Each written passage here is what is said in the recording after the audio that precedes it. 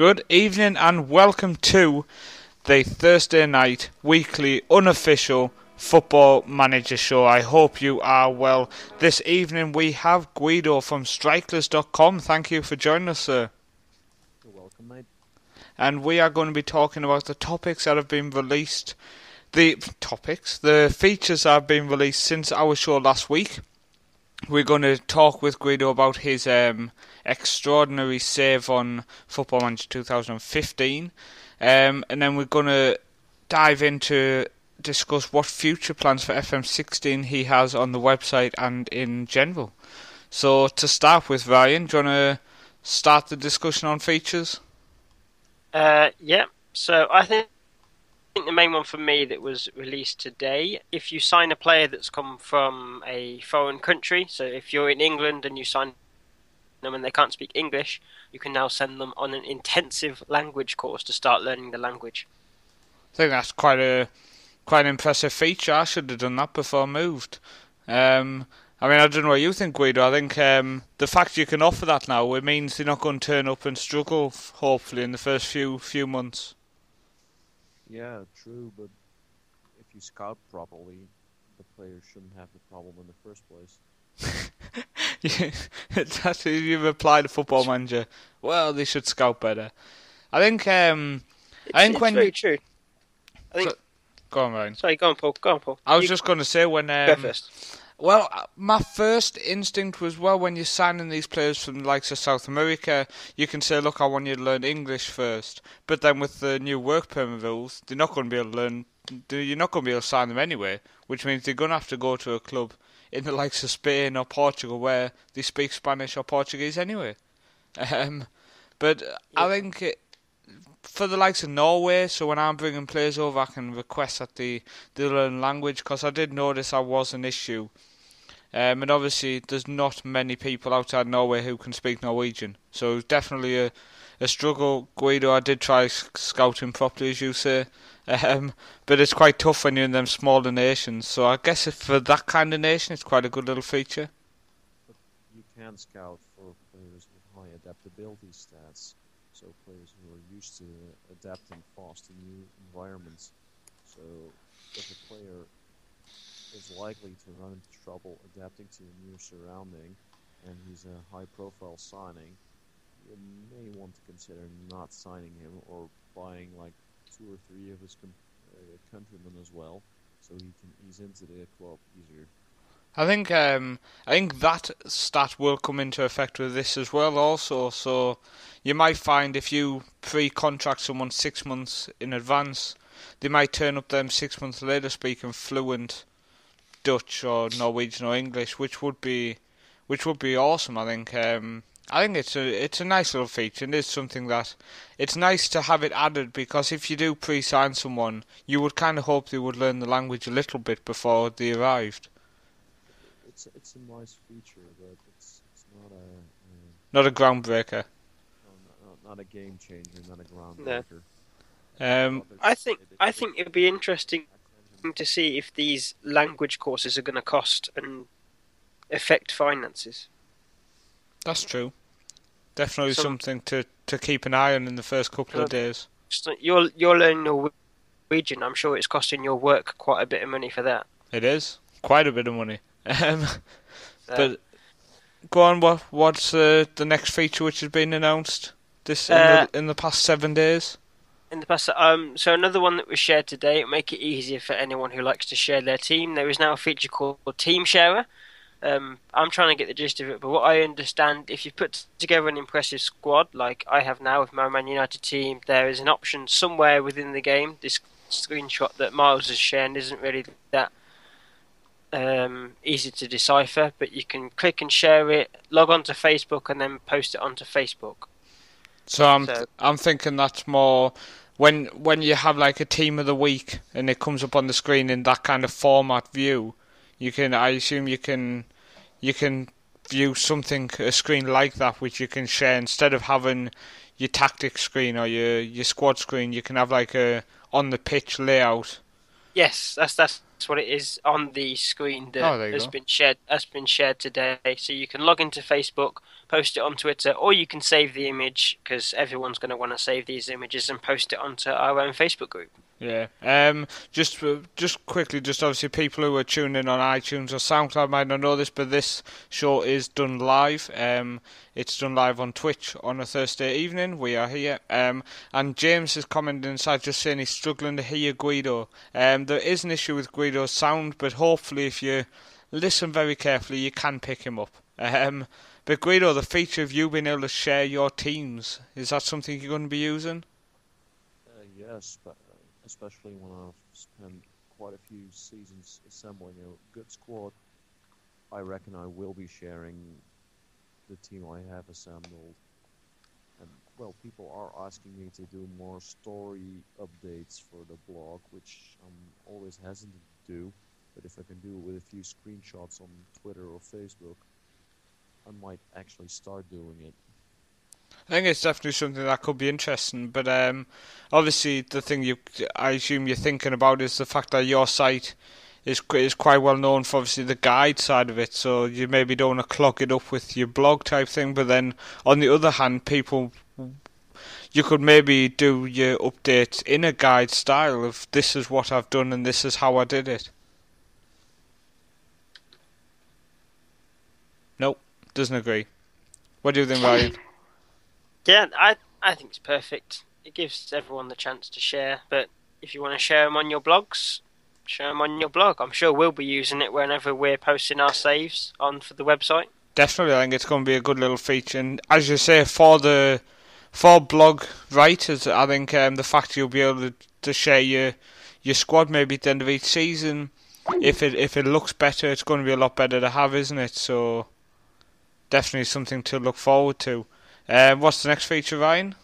Okay, next feature is Football Manager call it Key Battles. So before the game, when you usually have the prediction and you've got the odds of who's going to win, there's now going to be a Key Battles section. So in this Key Battle, they've got Wimbledon versus Carlisle. It says Kevin Odsel racked up the assists so far when facing against Carlisle. So it'll pick out Key Battles when the teams have played each other before. So this is more... Okay. This is more helpful for managers if they're going, no, so-and-so scored a hat-trick against me last time. This game, I'm going to need to watch him, get him marked and prevent him from scoring. It may be a weakness because you'll mark him, and then if the AI are actually going to implement and think, oh, he scored a hat-trick last time, let's not send him out there firing in this game. But a little interesting thing to add. I do like the idea that they putting the key battles up, but to an extent they already have where it says to you who the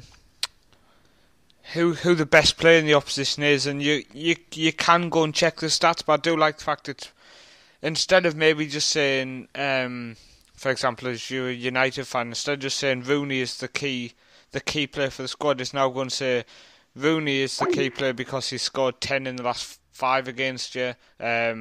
Then it'll also say, for example, Depay in the last game controlled against your opposition. So it's definitely going to be interesting how that's going to be laid out. I'm curious to know how they're going to do all these stuff because they're adding quite a lot into these screens. So, I mean, have you seen much on it? Has there been much released on it? How it's going to look? Not a lot yet. They're only sharing little features. So. Yeah, it's like teasers. We know they'll not release a few things, and we'll find little snippets. A little the snippet. game gets released. It's definitely going to be an interesting one. Unfortunately, we just got Guido. Are you still with us? I am now. Yeah, bouncing in and out. We're just talking about the feature where it's obviously going to inform you of key battles in the game, like before the match. It's going to give you an information of maybe past meetings. Sounds interesting enough, and combined with the extra stats that they will be looking to implement, could be a good way for reactionary tactics. Yeah, definitely. And man marking that key player who's maybe picking up assists against you over and over again. What's the next tactic? What's the next feature, Ryan? Next feature.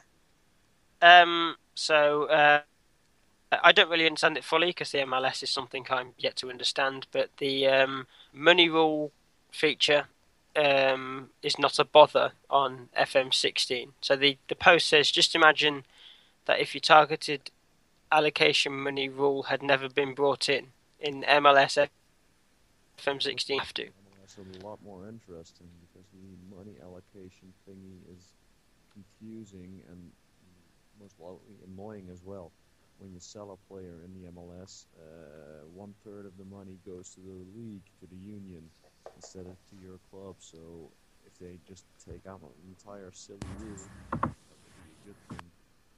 See, I'm not a fan of the fact that, by what I've seen, they've just not added this rule in. Is it right, or is it? That's what seems to come across, that they just haven't added this rule into the game. I'm not sure, because I'm not sure if they haven't added the rule. I'm not sure they release it on Twitter. Yeah. Because surely the MLS, they go, well, you've made the game unrealistic then. Yeah, well, that's my issue. Is if this rule is not in, then it's not realistic. They need to obviously make it, no matter if people agree or disagree with the rules of the MLS, that they are the rules of the MLS. So if that is part of the new rule, obviously, if a month or two ago now, Colin obviously explained all the new rules that come in, and they're not the most simple, but the understandable ones. Colin's explained them a couple of times, Yeah. And we are going to have guides on our YouTube channel during FM16 to the MLS. I mean, that's the joys of having an American who is a season ticket holder in the MLS going to be recording on our channel this year. So I'm curious to see exactly what that actually means. Whether it means they've took it out or there's an option to remove it, which again I don't agree with. But go on, moving on, Ryan. What's the next feature which we missed this week? Okay, so a very simple one. We all know this week, I think it was today maybe, Jack Grealish announced that he was going to represent England, so international preferences is now coming to FM16 to show uncapped players and who they're eligible for, and they're going to show which team they've chosen. Not gonna lie, I thought that was already in. I don't think it's in. I think it's in to the extent. Is that show? Yeah, is that not because I don't know if you've noticed, but if you have a player who's dual nationality, he's always picked one of them. And if you take over the national team, you're looking at a player who's never been capped by the other country, but he just won't even consider playing for you, and it's so frustrating. So maybe that's what they're meaning. If a player's uncapped and he's dual nationality, there's always the option to play for either. Yeah. Something you're interested in, Guido? Yeah, I'm generally always taking a national team on the side, so anything that makes my job as a national team manager easier is a good thing. Yeah, I think it's happened a couple of times in the past to me where there's been a player who I've wanted to call up and he's just not interested in playing for that specific nation. So hopefully it works well, Ryan. Hopefully. What's the next one? Next one, another nice little feature. So managers can now have conversation with players that have had unfortunate long injuries. So you've got like the Luke Shaw situation. You're able to talk to players about that injury. This is in FM at the moment, but I think it's only in for international managers. So if an international player gets injured and they're in the national pool, you can speak to them and say, I've just heard about your injury, blah, blah, blah. But now as a club manager, you can talk to your players about the injury and possibly rehabilitation, so on and so on. I think, yeah, a small feature, but possibly one if there's a player who's in a year, if you look at it that he's got 1 year left on his contract, he's unsure if he wants to stay, he gets an injury, you speak to him, you kind of say, I hope you get better soon. He might end up thinking, do you know what, I'll stay at the club, I'll sign a new contract. It's just happened to me on my save. A player wasn't really interested in staying. I praised his recent form, and then a couple of days later he said he wanted to sign a new contract. So, as you said, it's a small feature, Guido, but they all add up. What I was going to say, is this really a new feature, or just tweaking an existing feature to have slightly more possibilities? Yeah. Really nudging towards the second option. This isn't a new feature. Yeah, it's just kind of extending the international one to the full game. Exactly. Hmm. Just saying you added 6,000 new features or whatever it is this time doesn't make it so.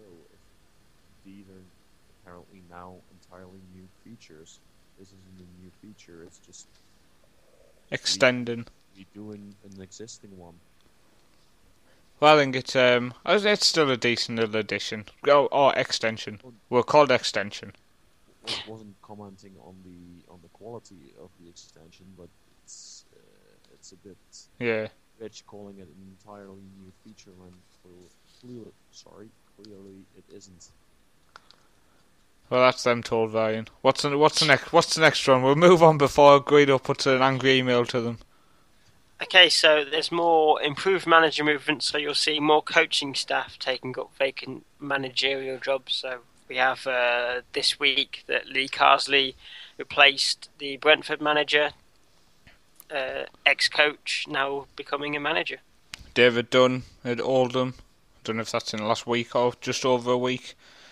Same situation. It's just it's kind of just, again, is a new feature as Guido says, an extension, because it's kind of happened in the past. My head of youth development at St Mirren went to manage Huddersfield. I So, think it's another small extension, but there's another one as well, moving on to another possible extension, so something more useful for small clubs with small budgets. So staff can now take on dual roles at the club, so you could have a coach and a physio at the same time. that's something interesting, because at that level you can sometimes get a coach who could also be a head of youth development, and as you say, can fill a couple of roles, and definitely the physio and fitness coach, for example. So yeah, I like that idea, but I also have noticed that they've removed the physio as counting towards the allocation of coaches this year. It seems, judging by the screenshots, which I'm glad by, because when you can only have 3 coaches and you need a physio, that drops you to 2 straight away. And then you have to have a fitness coach and a goalkeeper coach technically. So because them being specialist things, so you end up finding somebody who can kind of half do both of them. Then you've only got one coach to cover everything else. So all trades, master of none. yeah, exactly. So I do like this dual role, and I do like the fact that it seems you took the physios away from the coach allocation. Yeah, I think it'll be interesting to see how many roles you can actually allocate to one staff member. Yes. You could have the ultimate man. Assistant manager, you physio. do absolutely everything. I will do nothing. Just see your assistant manager jumping off the bench and running on the pitch with his hot sponge. Go on then, is there any more this week we've missed? Yes, we'll do a final one for staff. So you can now, wider revamp for staff, you can have now staff shortlists. So if you've got a staff member that is possibly running out of contract, or someone who's retiring, I know I've had it on my Man United save, so you've got a pre-plan of who you're going to get in to replace them, so you can now put all these people on a shortlist, so whenever said person retires, or you can't give the staff a new contract because you've got not enough money, go back to your shortlist and see if you can sign the players, sign the staff. Can I just say, this is one of them features which I've got to turn around and say, why the hell was that not in the game in the first place? I have no idea. I'm not even gonna lie. I genuinely thought there was a shortlist for staff anyway. I normally just kind of sign them as I need them, and if I do kind of pre-plan somebody, if you don't touch the screen, it stays on that anyway. So when you go back to staff search, he's going to be still on the list of where you've just been looking. So I've never noticed it. I guess it's going to be something which I'm probably going to use, but I genuinely don't understand why didn't they have a shortlist anyway, Guido, for staff? Because they're too busy coding in burger vans and other like a manager sim style profile thingy nobody gives a flying monkeys something about. Seriously, I don't think they always get their priorities right. Do you know what? I genuinely I'm unsure about the manager profile. I've said a couple of weeks ago on the shows. I'm not gonna come out and give a full opinion yet on everything till I've seen it. But I'm kind of leaning towards what you said there, Guido, is that it's something which wasn't really needed, and I'm curious to know how it's going to be used. Because is it going to replace your manager picture? Is it going to... It's aesthetic goal. It's a football management game. Make sure the match engine works. Make sure we get the options we need. Like the staff short list you just mentioned. That's something we need in the game. We don't need to see some silly pixelated version of ourselves. At least I don't, and most managers don't. Just make sure the match engine works for once. I'm not joking, I'm probably not even going to see any of that because I'll just be sitting staring at Prozone for the whole of FM16, hopefully. No, but seriously, how many patches were released this year? 4 patches?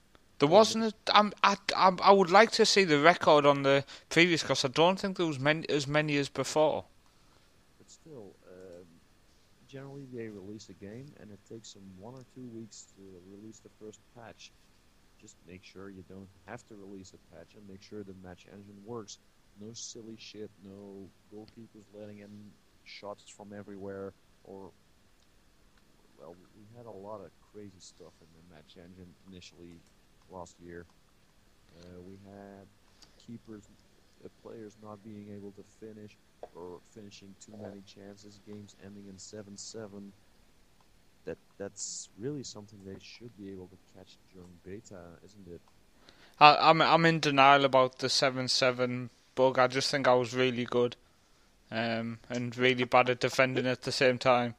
Oh right, the classical Newcastle conundrum. Basically, I was the entertainer. Yeah, come to the match and you know you're going to get high scoring. So was that the end of the features, Ryan? Yeah, we'll announce more on the next show because there's features announced every day. It's all updated on the website if anybody wants to go through the massive list. It's all on there. I'll post it on the group later, and I'm sure Paul will probably add it into the description for YouTube and iTunes. I will. footballmanagercentral.com. But we are now going to just have a quick chat about personal saves. Obviously, Ryan's done nothing, so we'll just bypass him. People who tuned in last week will know that I did 4 seasons with St Mirren. I finished off with 4 seasons. I won 5 trophies. I won the SPL, the Scottish Championship, the Scottish League Cup, the Scottish Cup, and the Training Cup. So I won all the trophies available to myself. And I moved on. I decided to step down at the end of the 4th season. I went to Belgium, managed their national side only for a couple of months. I took part in the National League, Ryan.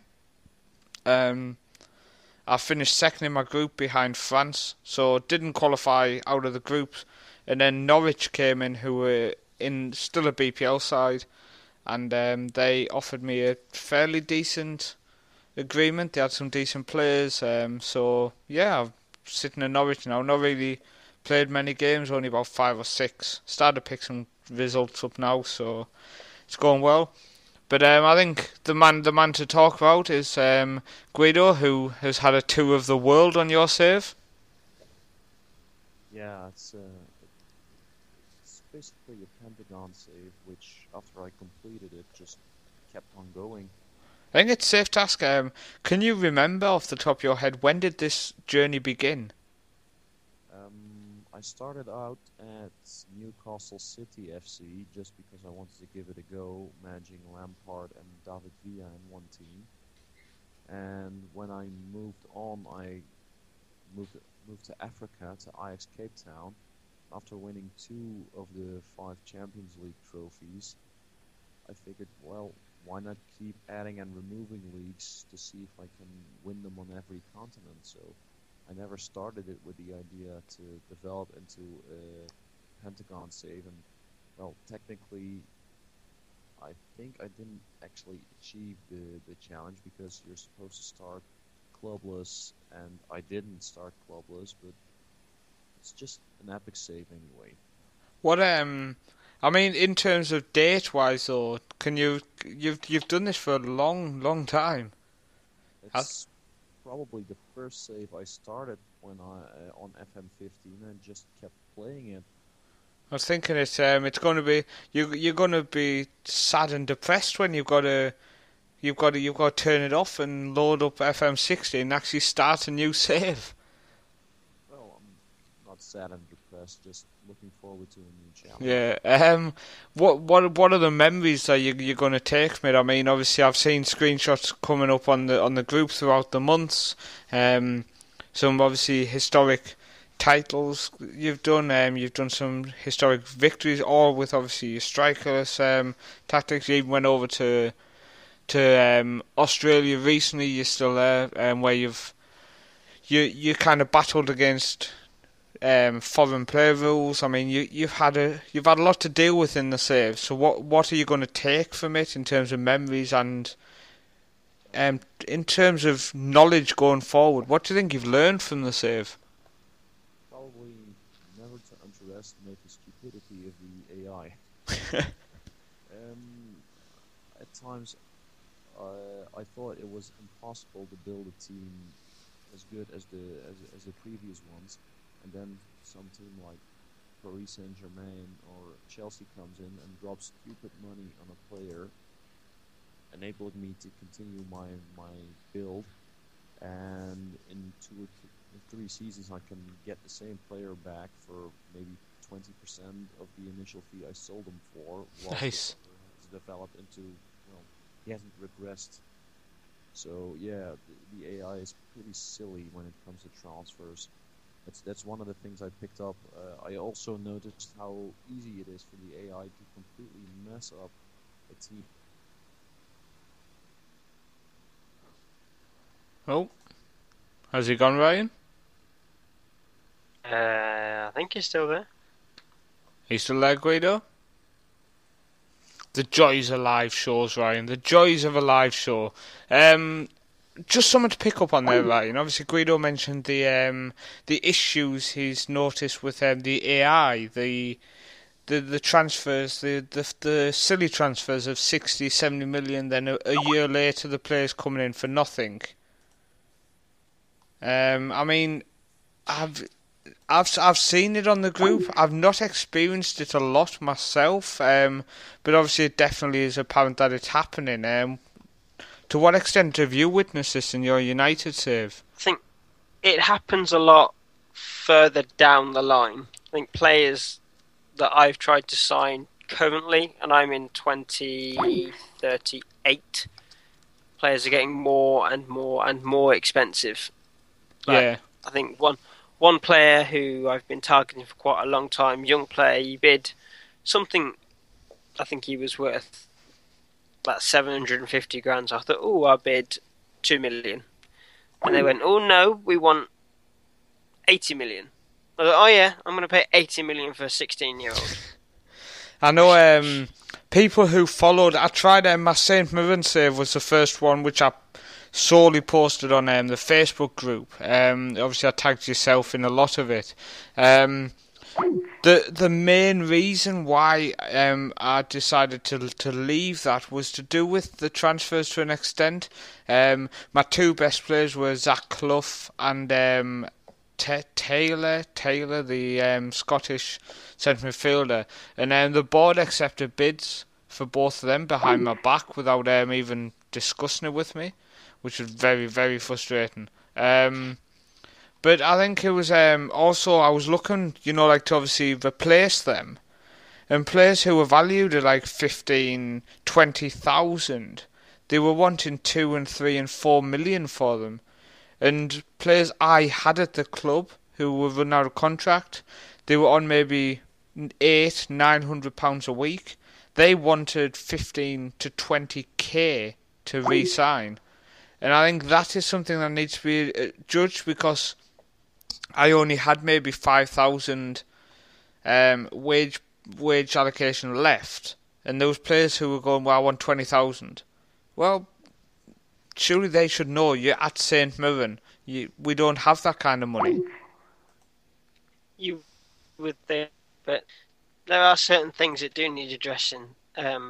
Lower club management is kind of something that I've kind of forgotten because I haven't ventured into that. But come FM16, I'm still Don't looking at ideas for Oh, what don't to worry, do. Ryan. I've already got your save sorted out.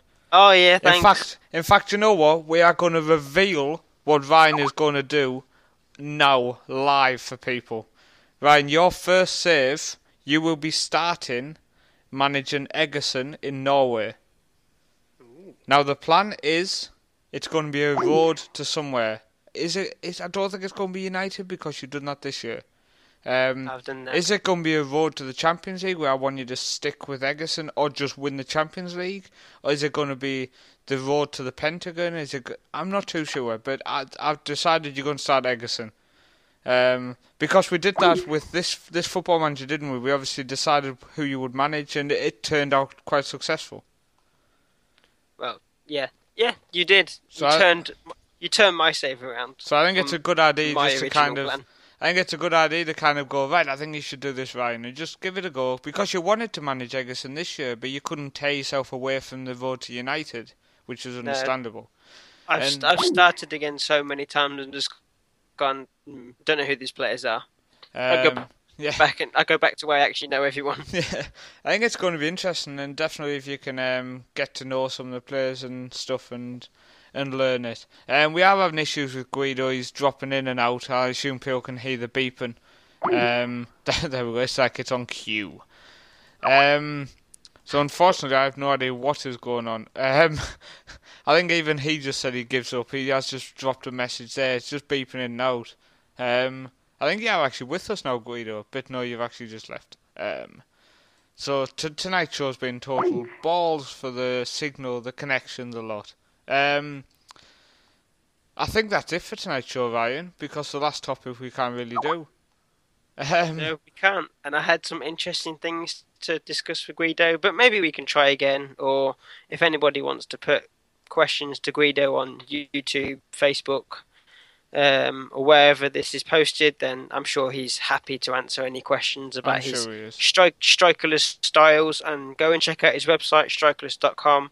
Some fantastic posts on there. I'd recommend the one from September 14th about the Libero's cousin, the Utspudza, I think is how you say it. Guido may correct me, but it's a different version of the Libero, which is a defensive position. Go check it out. I've definitely read it, learned loads of things. I've learned lots of things from Guido. I think everybody has. It's strikerless.com is definitely the site to go to. Definitely worth checking out. Definitely worth spending some time learning, reading, and just enjoying it. I think that's the main thing. If you can find a website which can help you with Football Manager, but you can also enjoy, then I think that's the difference. I mean, if you're going to go on a site, get a tip, and then not really want to go back, just to check it out, you just feel like you're going to go when you have to. It's not really going to be enjoyable.